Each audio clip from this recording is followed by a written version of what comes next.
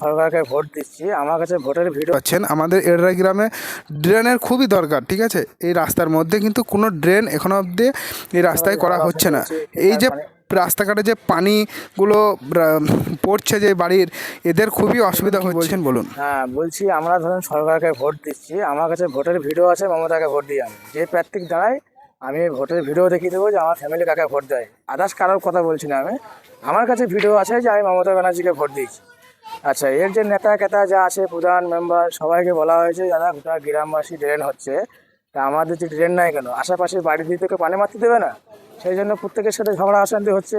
সেই জন্য সোশ্যাল মিডিয়ার সামনে এসেছি যেন সরকার মমতা ব্যানার্জি যেন দেখে এই জিনিসগুলো, যে আমাদের এই যে পানি মারার বাড়ির পাশাপাশি খুনাখুনি হয়ে যাচ্ছে। আচ্ছা, আপনি এর আগে কি কোনো গ্রামে মেম্বার প্রধান এদেরকে কি জানিয়েছেন এই ড্রেনের ব্যাপারে? মেম্বার, উপপ্রধান, সভাপতি প্রত্যেকজনকে জানানো হয়েছে।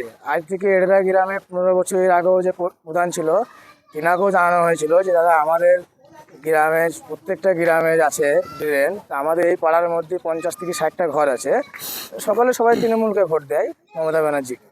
তা আমাদের পাড়াতে ড্রেনটা হচ্ছে না কেন, প্রত্যেকটা নেতাকেই বলা হচ্ছে। সেই জন্য সোশ্যাল মিডিয়ার সামনে বলতে চাই যেন মমতা অ্যাকশন নেয়, যেন আমাদের এই ড্রেনটা এই পাড়াতে খুবই প্রয়োজন। তাহলে বলতে হয় যে 15 বছর এই এরা গ্রামে প্রধান ছিল, ও উপপ্রধান ও মেম্বার সবই গ্রামে আছে, ও সভাপতি, তারপরেও গ্রামে কোনো উন্নয়ন নাই। না, তারপরেও আমাদের গ্রামে কোনো উন্নয়ন নেই, তাই তো? না, গোটা গ্রাম হচ্ছে কিন্তু আমাদের এই পাড়াতে কোনো উন্নয়ন নাই বা ড্রেনও নেই। তাহলে আপনি সরাসরি দেখতে পাচ্ছেন, দেখুন এই যে ড্রেনে যে ও দেখতে পাচ্ছেন, এই যে এই বাড়ির মানে প্রতি এরা গ্রামের যে রাস্তাঘাটের অসুবিধাটা আপনি দেখছেন, মানে মেন হচ্ছে ড্রেন দরকার, ঠিক আছে।